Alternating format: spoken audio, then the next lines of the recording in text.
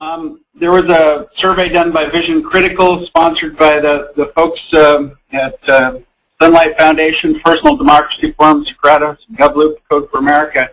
And it kind of gives us an idea of our politicians, which are our leaders in government.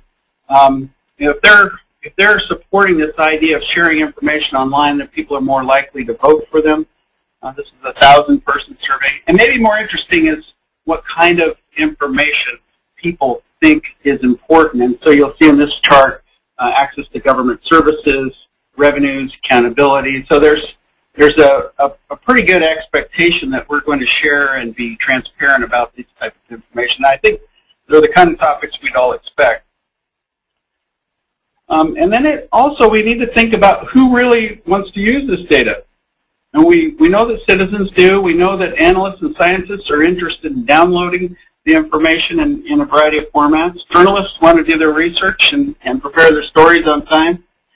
We've got decision makers, certainly in the business world, but also in the government world.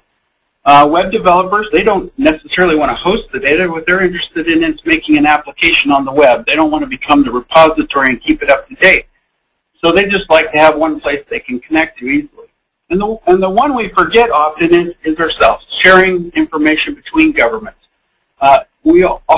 I'm sure in every state and any large organization, it's a little hard to know what's in your brother and sister agencies. And by sharing it online, it actually makes it also more accessible for each other, or maybe your local governments who need to get access to it, county, city, and so, or going the other way. So there's quite a dynamic and need out there.